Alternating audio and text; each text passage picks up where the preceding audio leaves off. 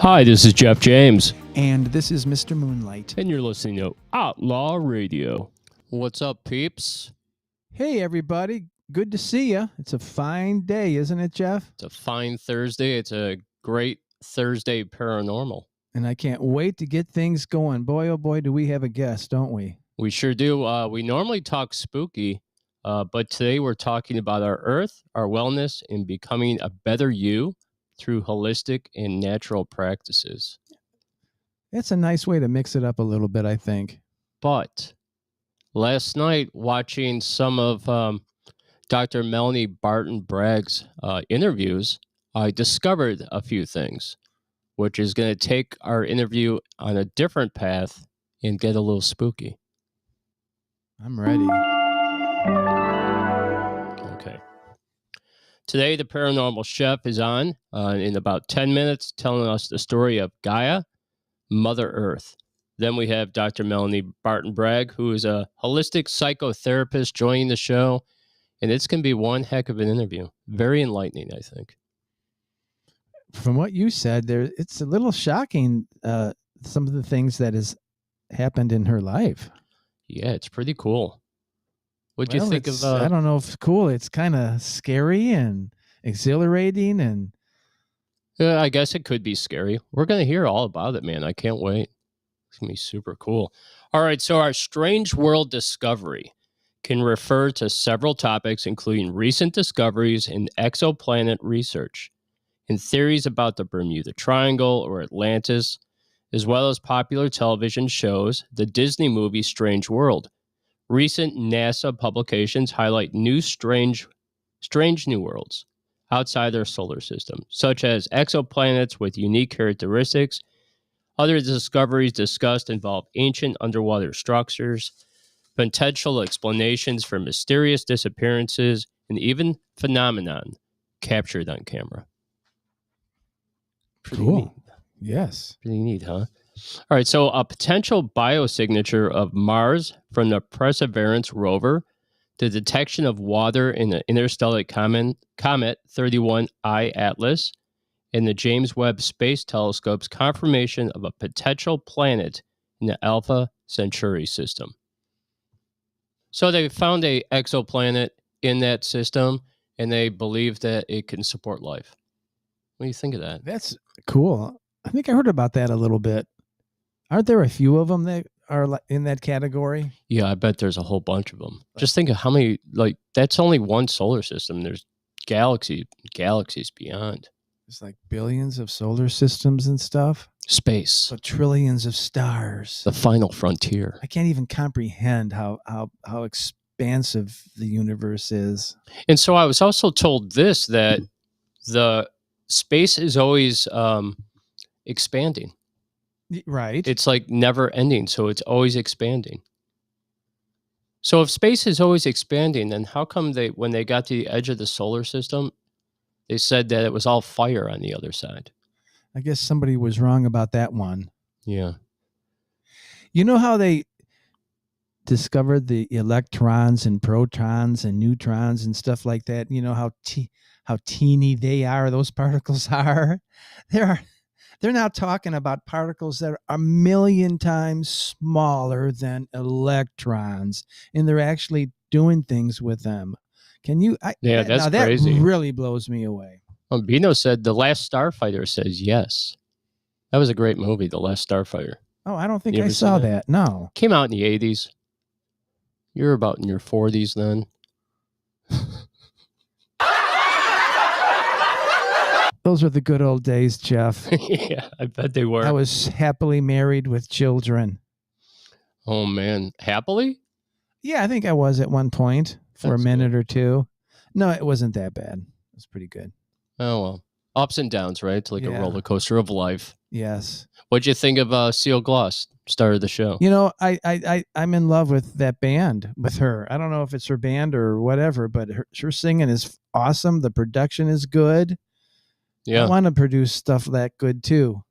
So we're working on mastering right now, Jeff and I. We're going to get that down, buddy. I'm sick of this weak sounding product. Well, now you'll be able to send it radio ready. That's right. For $109, you could go to emaster.com for $109. They have other plans. And you put your song in, you put in a reference song, and bazoom. Apparently, it's unbelievable. I've been reading a lot of the reviews on it, and everybody loves it. So I think, but I still want to learn it just to know how to do it. It sounds like a commercial for eMastered. Get your eMastered here through Outlaw Radio Nation. That's right. Okay. All right. So we have Matt Guka coming up soon. He's going to tell us the story of Earth. So I have a little introduction for him, which I'm going to do right now. We live in strange times, Jim. Very.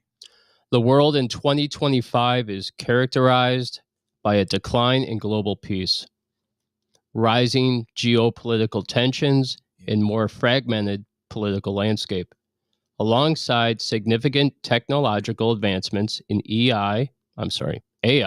You got me already screwed up on that. Hold on one second. There we go. All right. AI, bioengineering, and clean energy. Economically, global growth is slowing, but technological innovations like AI and advancements in gene editing promise future prosperity. Many regions face demographic challenges, aging populations, while global efforts are underway to address climate change and strengthen pandemic preparedness. You like that? Interesting stuff, right? Well, welcome to the show, our paranormal chef, Matt Guka. Welcome to the show, Matt. Hey, guys. You hear me all right? I can hear you. Can you hear me? Oh, yeah. You're looking good. You all right? I can hear you too. Got the hat on. Yeah, it looks fantastic. Got the little Mothman on the side. Got that from Goddess Elite out there in North Olmsted. Oh, very cool, man. Did you have a good conversation with her? Oh, Cavalera, fantastic. She didn't look down at me. She just straightforward. We had a good conversation. Answered every question I needed. Didn't feel like I was being. It was just like a normal conversation. Very cool. Hey, when you said look down at you, was that because she was so much taller than you? No, little man. no when I ask explain it questions, to me? usually people look at me weird. So it's just like it was just a one-on-one conversation. All right, very cool. All right, Matt. So take it away. Read us the story of Mother Earth. Okay, Gaia. The she was the Greek goddess, the Earth god, the first goddess of everything. She created the earth, the water. Sorry, I'm just reading it. I shouldn't read it. She's she. I had a rough day, so It's all right. Gaia she's the first god. She came out of chaos and darkness, and she. Let me turn this fucker off. That's all right, man. Hey, I see that you're at home. So Yeah, you got off work? they sent me home. I got a flat on the way home, so that's a little crazy. So So the universe is loving you today. yes, so I'm a little. I got to get it in tomorrow, but let's go on. Mother Earth has her arms around you right now. Yes, she does. Giving She's you a nice hug. the story's Big hug. fantastic if I can get it out right. All right. She created Uranus, the god of the skies. She created Aura, the mountains, and Pontus, the sea. She married Uranus and spawned a bunch of Titans and Cyclops. She got she got in an argument with Uranus, so she sent her son Cronus to have a fight with him. And he cut off his member and created the giants and what's her name? Oh shoot, sorry. Aphrodite, the goddess of love. After that, they brought the one of the Titans created. She was the godmother, the grandmother of the new gods. Zeus, Apollo, Zeus, Hermione's. Man, I'm doing real good today. Keep going, man. You're doing fine. And the Uranus started going after them, so they hid them. Except Zeus. Zeus was the youngest. Came back. Zeus became super strong. Came back and basically settled the war finally between Uranus and Gaia, and she settled them up in Mount Olympia, and the story goes on that she became less and less famous because of all the gods up there started fighting, and she didn't like it, so she went and hid. And nowadays, I think she's acting up really well with all the Hurricane Fives and all the volcanoes and all the floods and stuff that are happening. She's really attacking us right now, trying to get us to see straight. Do you think we've poisoned our Mother Earth? I think we did, partially, yes. You should see the mile or so plastics that are in the ocean that they're trying to scoop up in every. There's one in the Pacific Ocean. There's one in the Indian Ocean. There's a lot of toxic dumps that are around. Like we talked about Helltown. That was an all toxic dump down there. Our oceans are filled with barrels of toxic Right, stuff. right. A lot. It's crazy how much they dump out there. We have microplastics in our bodies now. Yes, too, apparently. yes, We're eating and that's not just a gram of plastic every day. And that's just not from eating beef and stuff too. So they're consuming that stuff. Half the food we eat isn't even really food, isn't? No. Like, Nope. McDonald's burgers have like a percentage of sawdust in it. They have a half-life. They literally have a 30-year-old quarter pounder that looks like it came off the line 5 the minutes day ago. today. So it's just like, it's crazy how much crap we eat. It's not biodegradable. It No, doesn't mold. it doesn't mold. It doesn't do anything. It just sits there. Those Even McDonald's, the onions. those McDonald's French fries are delicious, right? Yes, right. But they never mold or turn color or go bad. And wait till you find out what's in the milkshakes. They shouldn't even be called milk. There might be some milk in it one of these days. Yes. Well, going back to Hi, Janine. the 70s, Dairy Queen had plastic Right. in their ice cream. Yeah. Hey, Janine, how you doing? Hi, Janine. What about KFC? What do you think they do? Think that's real chicken? Some of it might not be. Like the stuff, what I've been watching in these industrial farms, it sickens me. Do you think that we'll ever get to the point where we'll have clean energy? Not in my lifetime. Not in my lifetime. No. Nope. Well, politically, speaking, let's be honest, they just there's too many corporations making big money doing oil, Yep. petroleum, and all those other products. They're not going to get Right. away from that, right? Right. Right. Everybody, Janine Springs says hello. Hello. Hi, Janine. Matt, do you think that in our lifetime we will actually see aliens come here?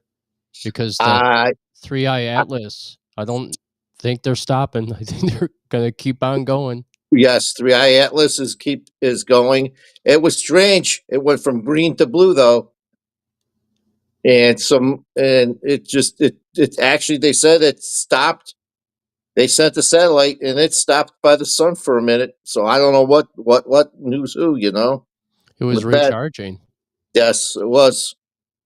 I heard that we're going to have a mass corona event in We November.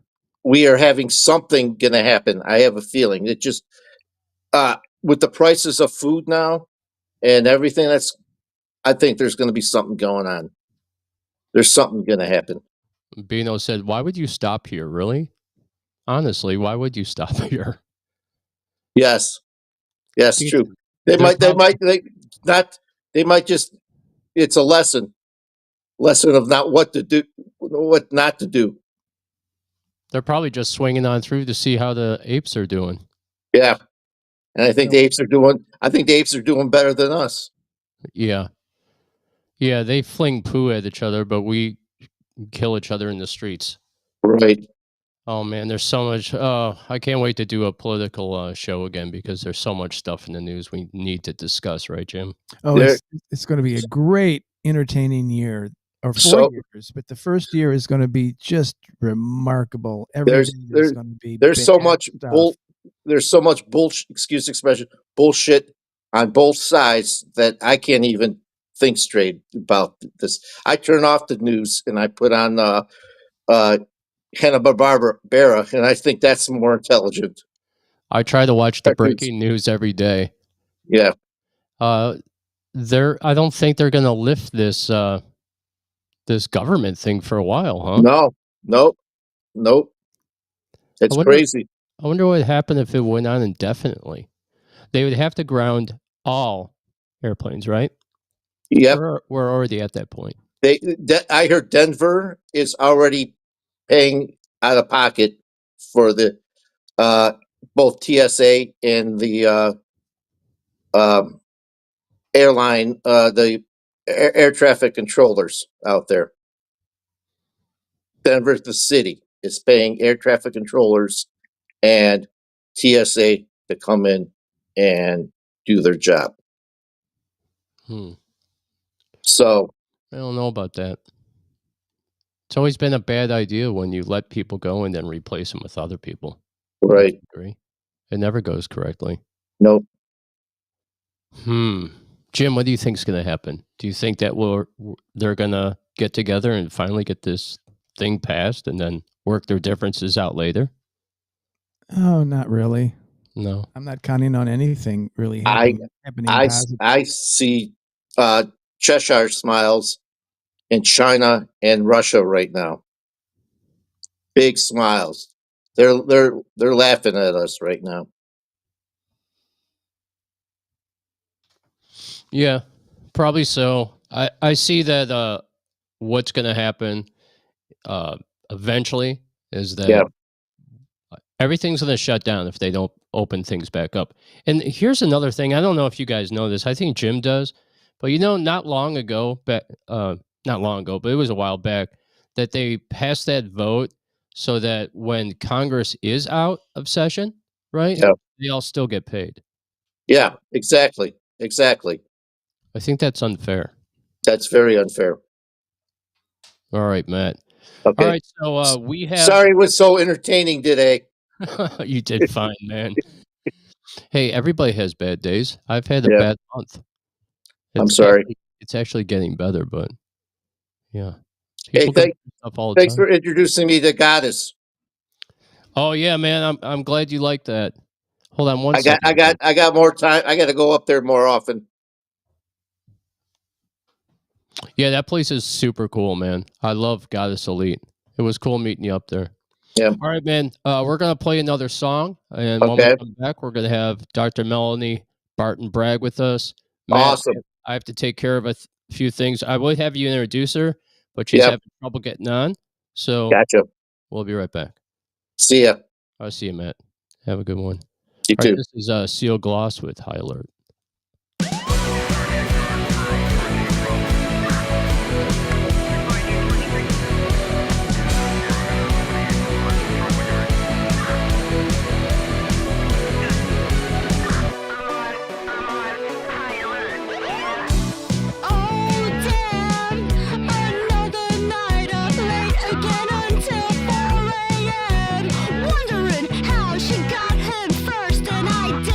She must have been in the right place at the right time.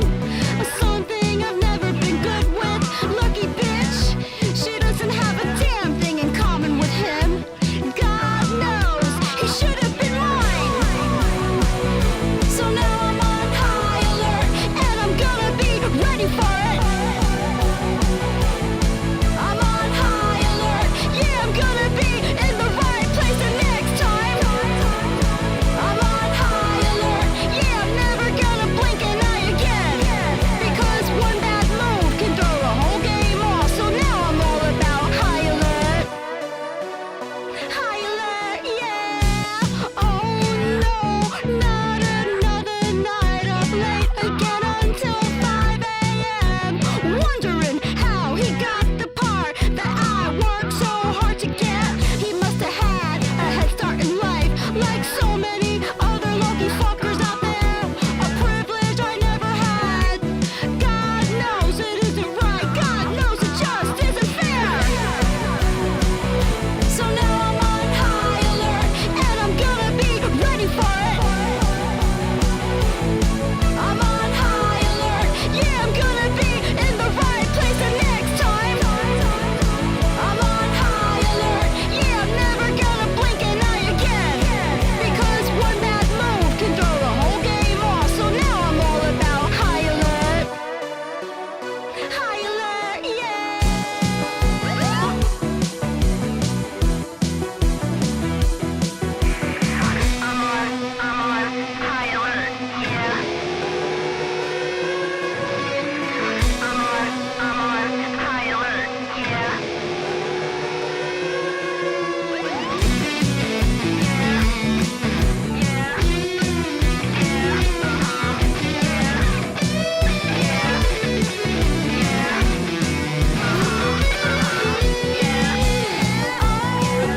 Another fucking night, fucking wondering why. Motherfuckers on the rise, taking yours, taking mine. Fuck knows how they get away with it. So now I'm on high alert, and I'm gonna be ready for it. I'm on high alert, yeah, I'm gonna be in the right place the next time. I'm on high alert, yeah, I'm never gonna blink an eye again. Because one bad move can throw a whole game off. So now I'm all about high alert.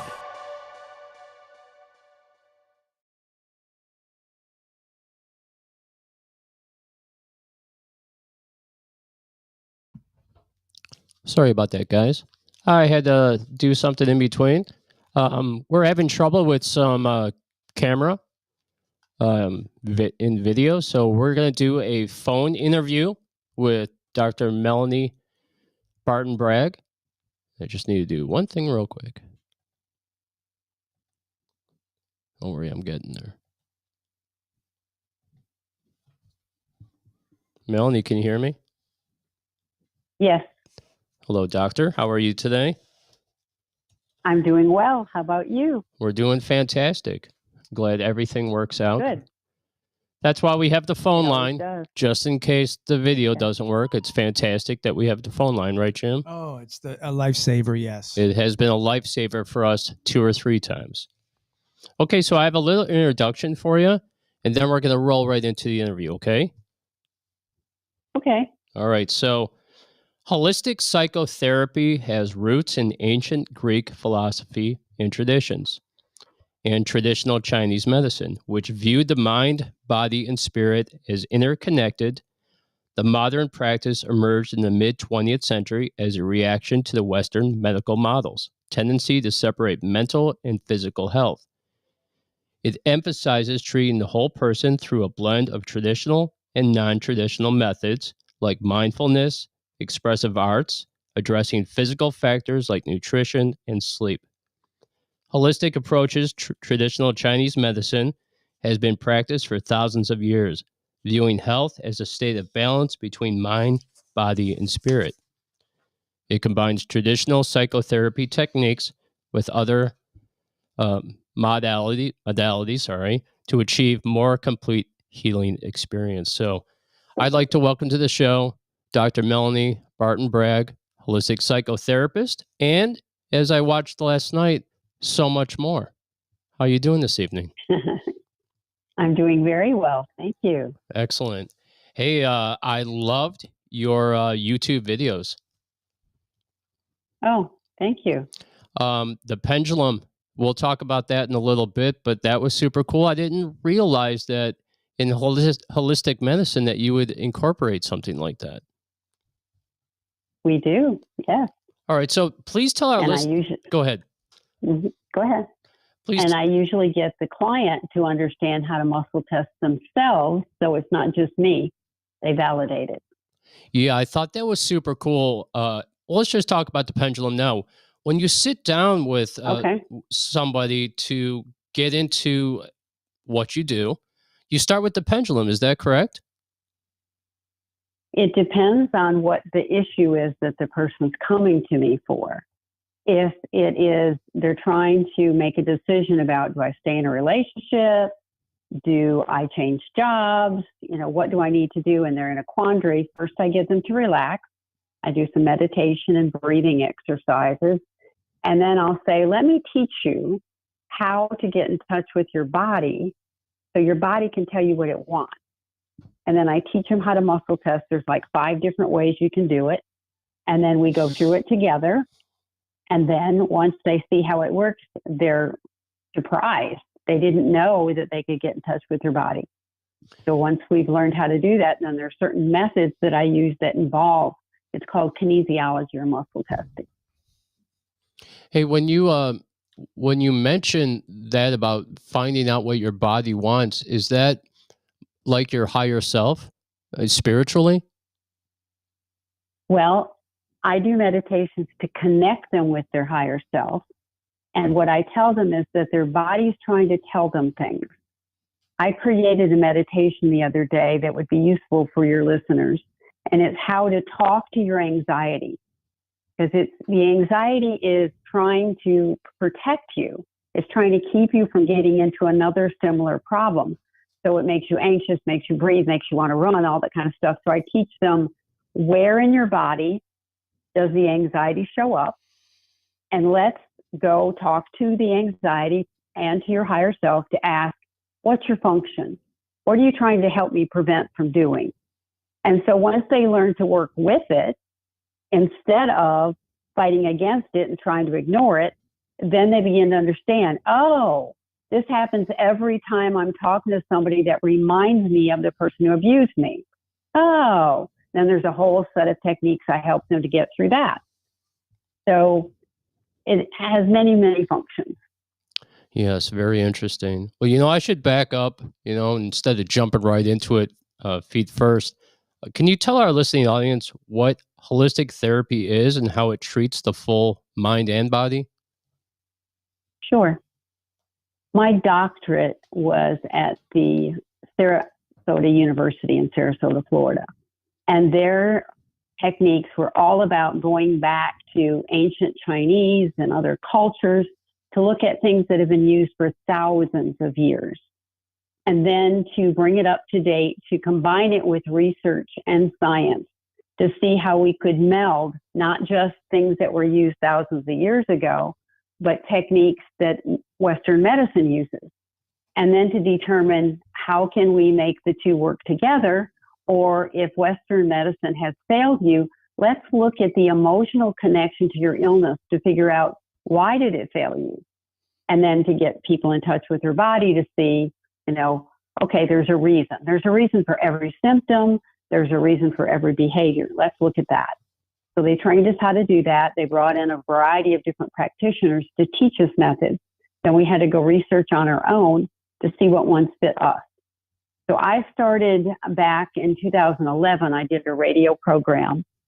It's called The Dr. Melanie Show. And on that, I interviewed a number of the practitioners who created the methods that I use so that my clients could go listen to those interviews before I try something with them.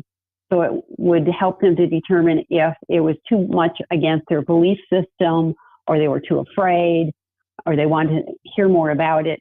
And then once they heard about it, it was like, okay, now I know. Now I have my questions answered. Now I'm ready to try it. Very interesting. How do you address a client's mental health needs and then develop a treatment plan that addresses the whole person?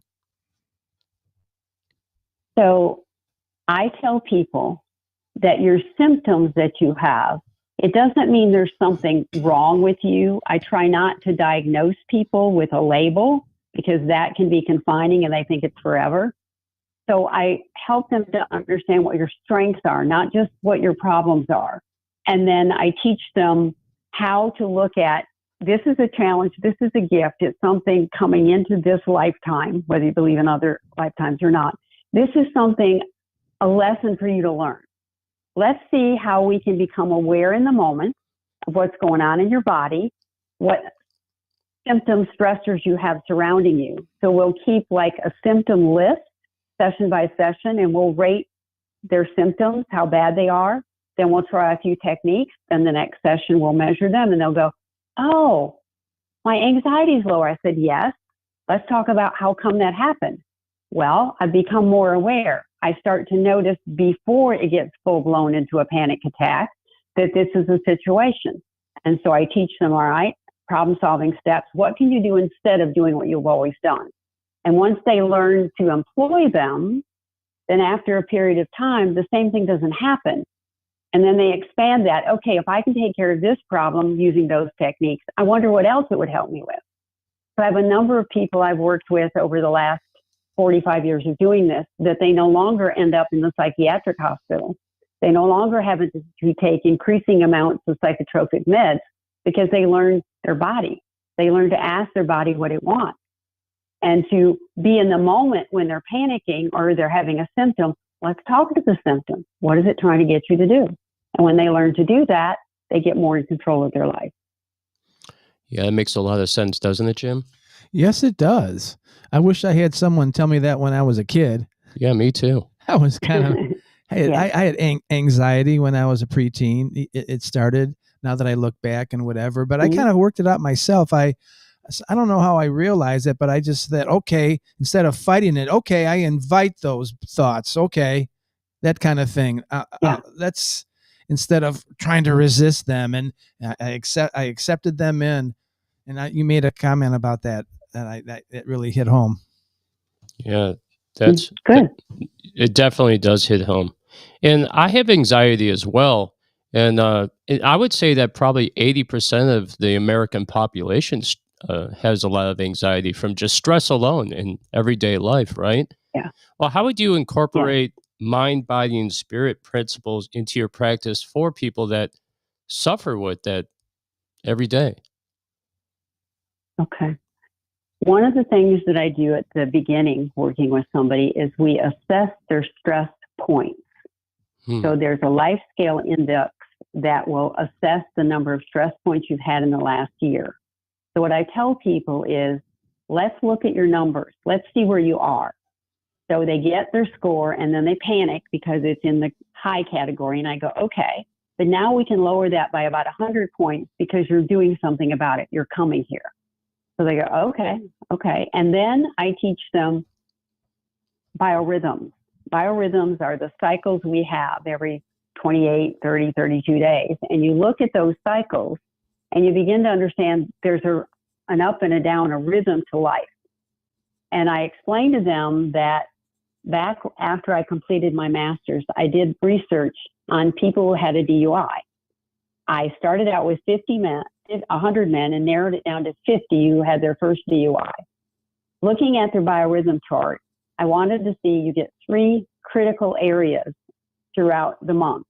I wanted to see how close it was to their DUI. 43 out of the 50 had 2 of their critical times within 48 hours of their DUI. The other 7 had all 3 of them. But what I pointed out to them is, if you can become aware that something is going on and check your biorhythms to see, then this is before you had to lift and all those kind of things. If you're going to go out and drink, give your keys to somebody else. Make a plan of how to get home so you can still enjoy the activity you want, but it's not going to cost you the $10,000 plus that the DUI did. Do you find that a lot of the initial problems that people have are just because they are impulsive? Well, in today's society, everything is hurried up. You've got so many seconds to finish this. If you don't get this done, you're not considered a good person. And so we create the anxiety by the constant exposure to stimuli. So you've got, your phone going off, you've got your TV over here, you got somebody asking for something from work, and there's no time to just breathe, just figure out, what do I want to tune into? So everything has a frequency, everything. And I can send you a video that I made about that, how that healing depends on frequency.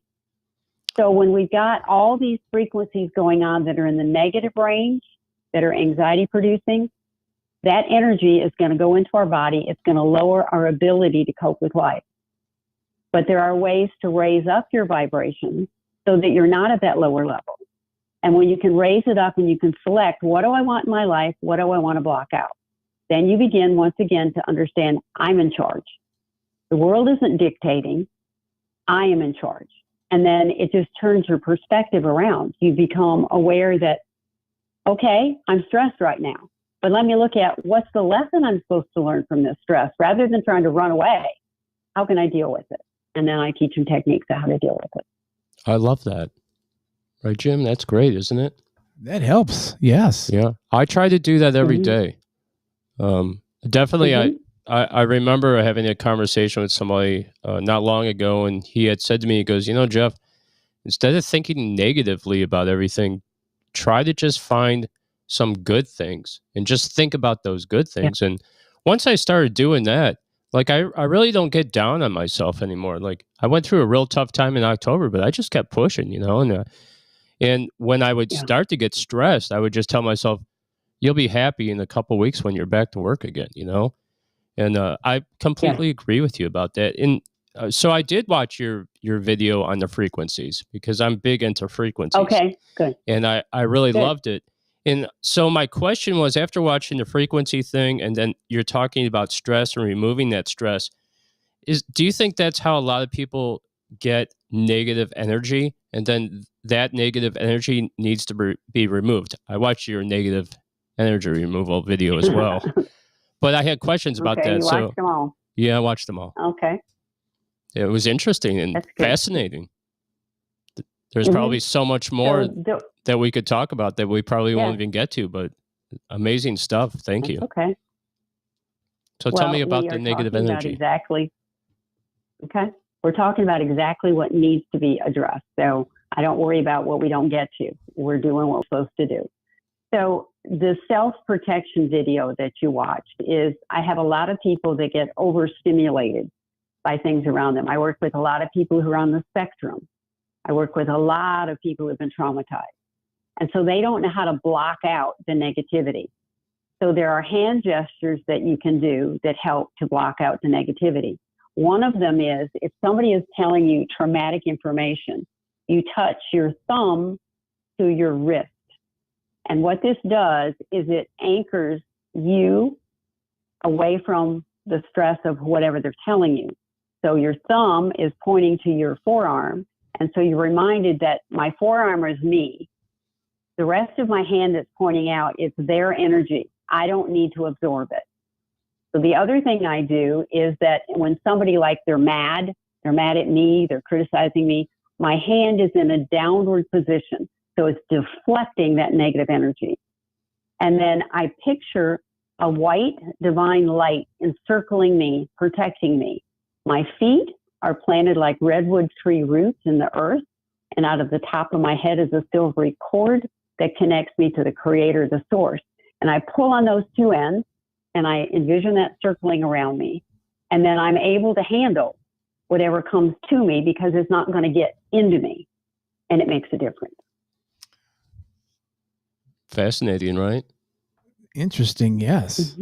I watched that video as well. I watched them all. Okay. All right. So I'm suffering from burnout in my regular life outside of this show. What strategies do you use for self-care and avoiding burnout, and how do you maintain a healthy work-life balance? Okay. That's a very good topic because I work where I live. So I have to be able to do the protection of who I am. So one of the things I do, I'm also a writer. So that's my outlet. That's my zen. I get into that zone and I forget everything else. So I make the time in my schedule to go do something that brings me joy. And when I do that, I take my computer out of my office into another part of the house. So I'm not seeing all the things around me that are undone. So that's one of the things I do. Another thing that I do is I meditate on a regular basis because the meditation will put me in an altered state. And I go into what's called my inner sanctum. And I can, with clients, I teach them how to go there. I connect with my higher self. I ask my higher self, what do I need to do? What am I missing? What am I forgetting? What am I overdoing? And then what I do is in my journal, I write my question that I want to ask concerning burnout with my dominant hand. I'm left-handed, so I write the answer with my left hand. Then I listen for the answer, and then I write the response with my right hand because it's accessing the other part of my brain. The other method that I use is called empty chair.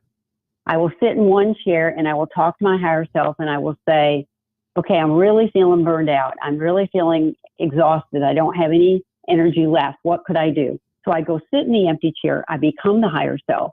I speak back to me, the burned out person, tell her what I need to do. And then I switch back and forth till I feel like I have closure. I have what I need. And then I write it in my journal and date it. And then there's methods that I can teach people of how to envision what you want going forward so you can get out of the burned out state. And I won't go into all those techniques, but there are many I can use with them to do that. That makes a lot of sense. I've never tried the chair method. I think I would like doing that. I might feel a little schizophrenic, but yeah, that's a interesting idea. And Doctor, can you just explain to our listening audience what, I know what it is, but what is the higher self? Okay. The higher self, some people call it their oversoul. Some people call it their soul. Some people call it the Holy Spirit. Some people call it their spiritual guide. For me, it's the part of me that when I incarnated into this body, it's my complete whole of who I am that's on the other side that directs me so that I make sure that I'm on the right path. So you can name it whatever that suits you, but for me, that's what it is. Okay. All right. I have a great question for you. And this is going to blow the minds of a lot of people that are listening to the show right now. This is going to be right up the alley of the paranormal chef. Tell me about the alien abduction. Was it an abduction or were you contacted by aliens? I have had an alien companion since I was a toddler. He was always with me as long as I can remember till I went to kindergarten. I named him Robbie. I was sick a lot as a child because coming into this body, I didn't really fit. And if you want to go way off, I can say, I'm not 100% human in my form, as many of us are not. And so I didn't fit. And so he would be my companion when I was sick. I would talk to him, play with him. There would be fairies and elves and other things on my rug. And of course, my family thought I was crazy, delusional because of my fevers. But when I was going to kindergarten, Robbie said, I can't be here anymore. And I said, well, why not? And he said, because you're going to school now. And I said, well, why can't you go? He said, because your teacher wouldn't understand. He said, I'm going to go now. You'll forget about me, but you'll be okay. And I said, no, Robbie, no. And he said, yes, it'll be fine. So that was when I was 5, when I went to kindergarten. When I was 7, we moved into a haunted house. And in that haunted house, it had been a doctor's office. The house was 100 years old. And in my bedroom upstairs in the wardrobe, there was a spirit that lived there. He was a Native American chief. I would see him, I would talk to him, and I was scared to death of him. And I said, why are you here? He said, I'm here to guide you. I said, why does by this time, an 8-year-old need guidance? He said, you won't understand, but one day you will. And I said, well, just go away. Don't scare me anymore. He says, I will go away. You'll forget about me, but others will come later. So there have been other experiences where others came. And then if you want me to get into the near-death experience, it will explain more. Yes. Okay. Is that the near-death experience? Yeah. Yes, Yeah. I can't wait to hear this. February 26, 1991, I was having surgery to tack up my bladder. And during surgery, my blood pressure went so low that they were losing me. And the typical tunnel showed up. And as I'm entering the tunnel, there I greet Mitchell, who was the pregnancy that I miscarried at 4 months. When I saw him, I knew exactly who he was. I didn't have to be told. And he looked at me and says, yes, Mom, it's me. And I said, Mitchell. He said, yes, Mom, let me take you to meet the others. And I was so enamored of being able to hug him and talk to him. I didn't want to leave. He said, it's okay, Mom. Let's go meet the others. I said, okay. So we were in a little blue rowboat, and you can look at this on my paranormal experiences, on my videos. So I sat on the back seat, and he stood up paddling across the short body of water. When we get to the other side, there is my grandmother, who was very psychic, who had died, my neighbor who died of a brain injury, my school friend who died from a car accident. There was Robbie. There was the Native American chief. There was the child that I used to see at the haunted house that would sit on the roof. He was blue because he was dead. And I could see him and he could see me, and it scared me half to death. And I said to the guys that were there, why did you bring me here? Because I had been almost there in 1980 when I was stung by 4 bees and was about to transition out of my body. They said, we bring you back here because there's things we need to tell you, things that you've forgotten you're supposed to do. And I said, okay. So they said, there are 2 things that you need to do when you go back. Number 1, you need to love the unlovable till they can love themselves. And that includes your mom. Because your mom was raised by strangers because her parents had mental health issues. And I said, okay, what's the second thing? The second thing is we are going to send clients to you. They will not know that they've been sent, but you are to recognize we are sending to you. They are a gift to you. You are to open the present and bring the good to the outside. I said, okay. They said, the final thing is we're going to show you images of what's going to happen. You won't remember until they happen. And when they do, you will be reminded of why we're showing them to you. And I said, okay. And then I was back in my body. When I went back in my body, I was not the same person that left. I became interested in recycling, saving the planet. Church didn't mean the same to me anymore. And the reason it didn't is one of the other things they showed me in that experience is they showed me a room that was endless. And they said, this is what God is. And it was just energy. It was just energy. And they said, we want you to see that we're all connected. So they showed me how the energy connected from that source to me and everything. And they said, watch what happens. When someone does something, it affects the whole. So keep that in mind. So when I came back, I was the pastor of a church. I couldn't preach. It didn't make sense. It was archaic. So I went on for a few years. And later, about 18 months later, they took me while I was sleeping to the place that people go when they're going to die. It's called the in-between place. They allowed me to walk through this space while people were acting like zombies. They brought me through it and above it, and they said, we're going to give you the opportunity to make a spiritual leap. But if you do, you can't go back. And in that encounter, at the time, my husband I was married to at that era was with me, and he was offered to make the leap. I made the leap. He did not.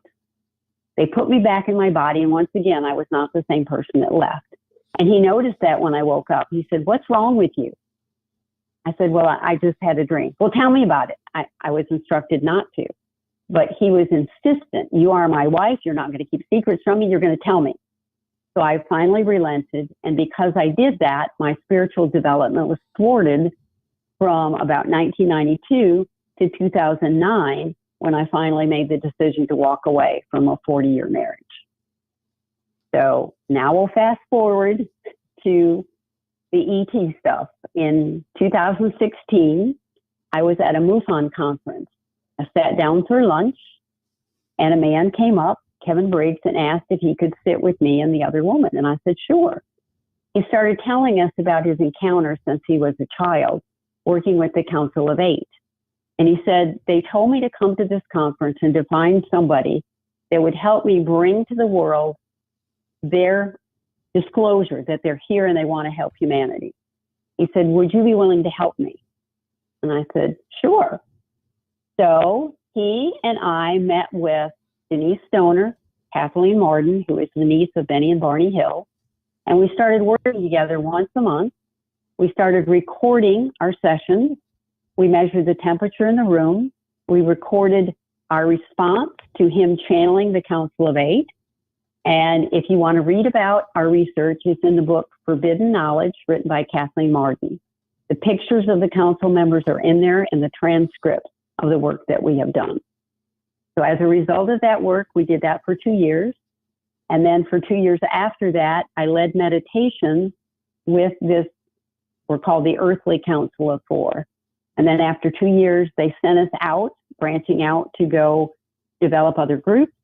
So we did that.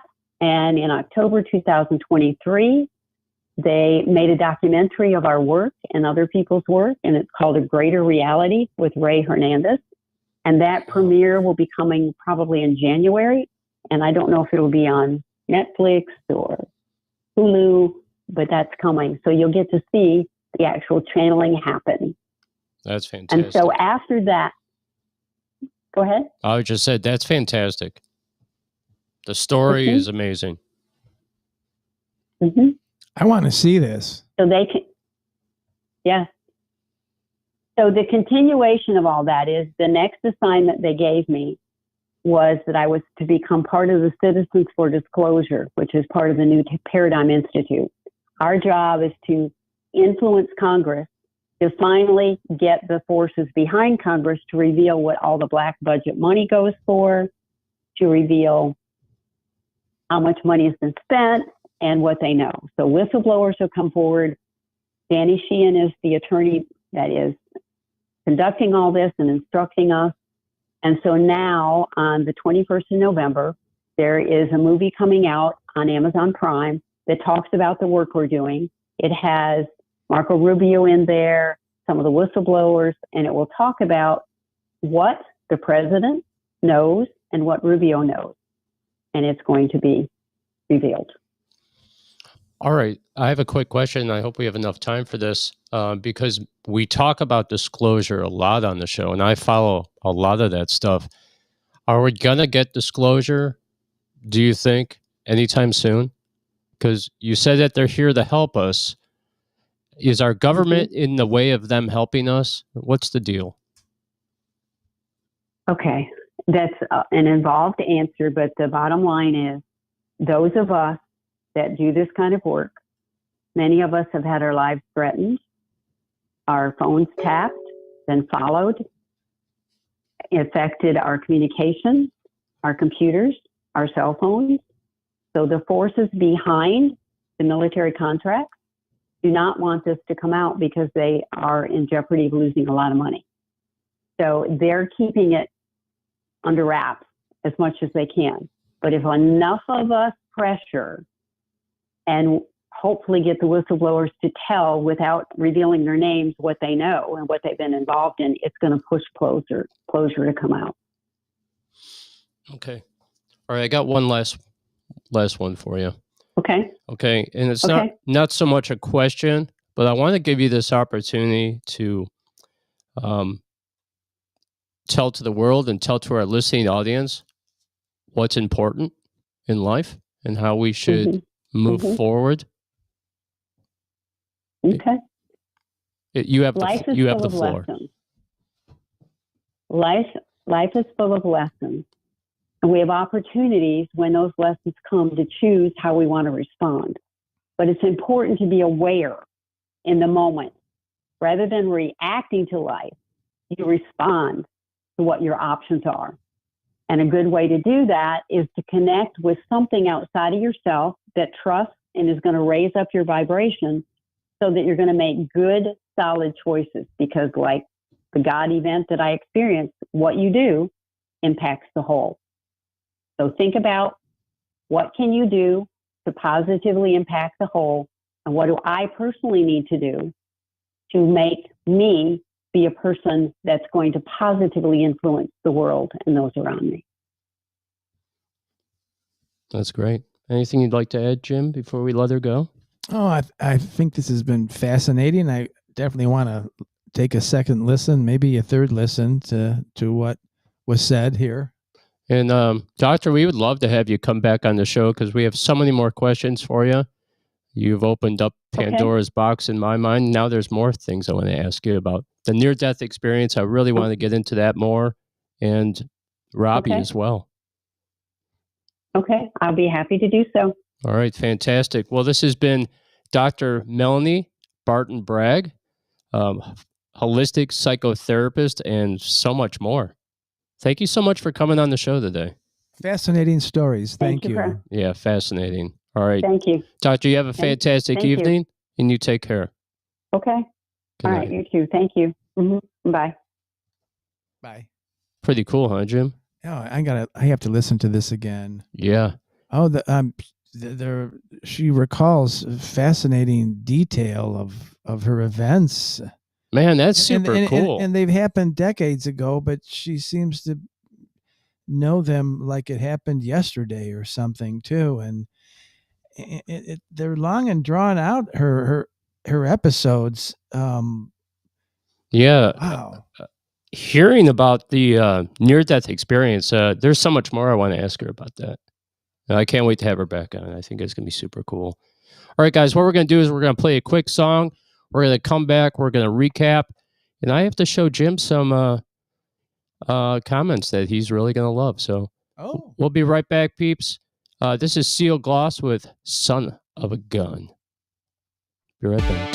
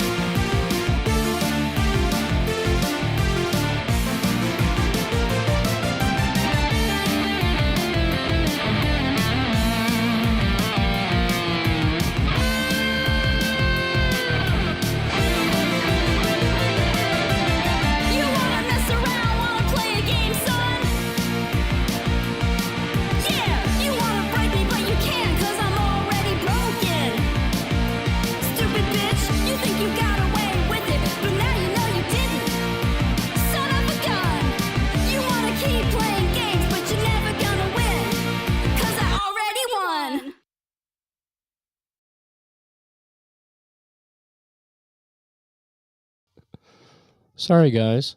I was listening to the YouTube page at the same time that Jim was talking to me and reading comments. And I want to read this one. This one's a good one, though, Jim.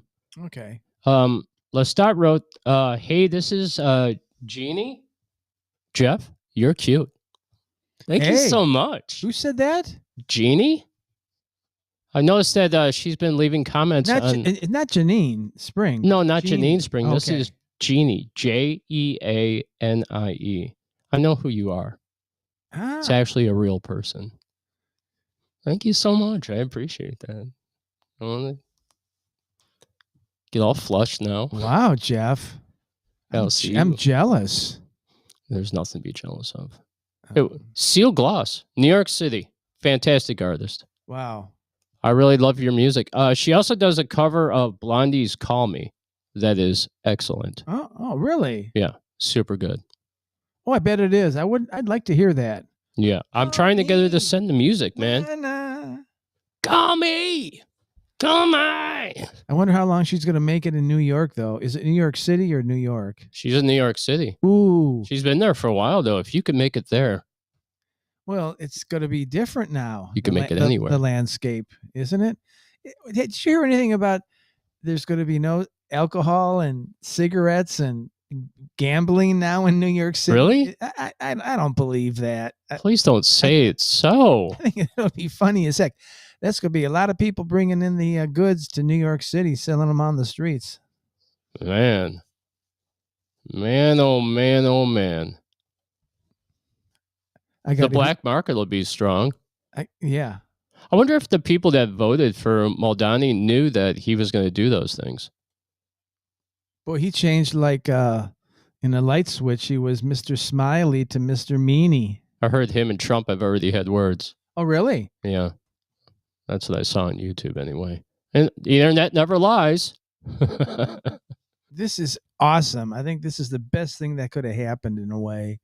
Well, I think it's going to crash and burn. It's almost as if really Kamala bad. did win the presidency. Remember Kamala Harris for president? Yes. Yeah. I don't know, man. We have a lot to talk about. On the 16th, we have a special segment. I'm going to announce it now. Jimmy DoorDash from Cleveland released a song, and it's going to be a surprise political protest segment that we're going to do on the 16th. So on the 16th, it's going to be a fan fave night. I wanted to put it out there, Jim, that I have a really, really cool segment for you. It's going to be political. It's going to get heated, and it's going to ruffle feathers. It's about time we get something going here. Hell yeah.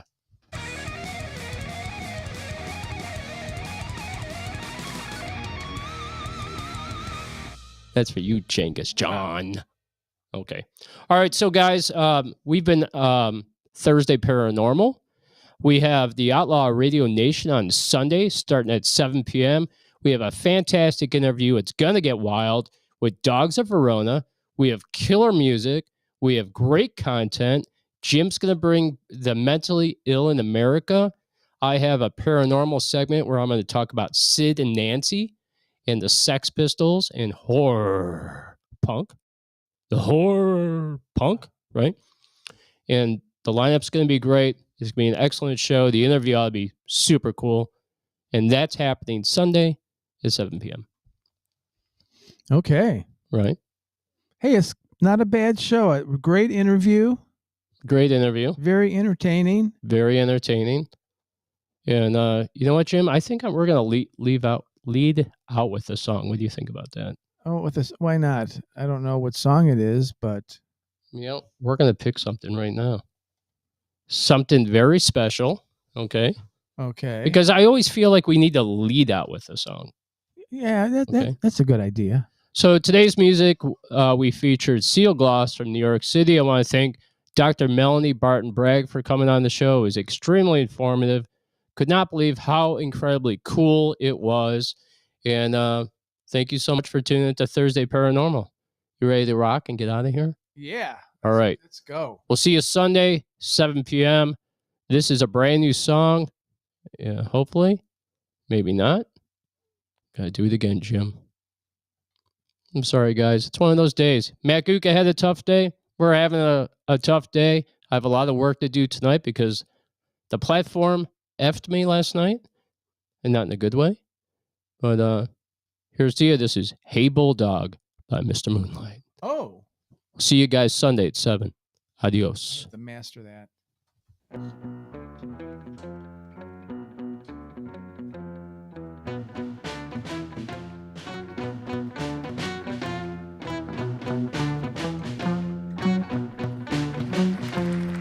Sheepdog, standing in the rain.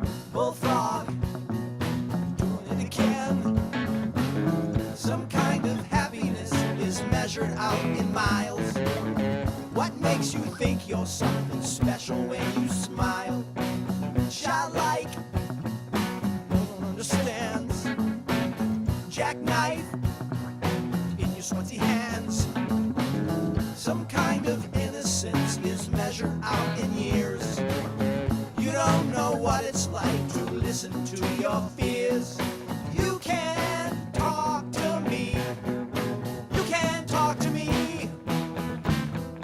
You can talk to me. If you're lonely, you can talk to me.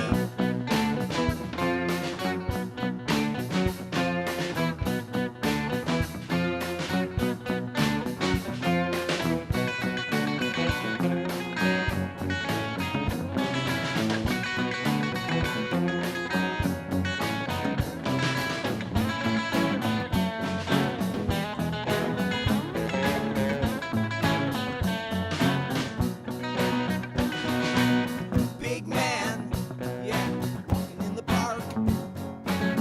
Wigwam, frightened of the dark. Some kind of solitude is measured out in you.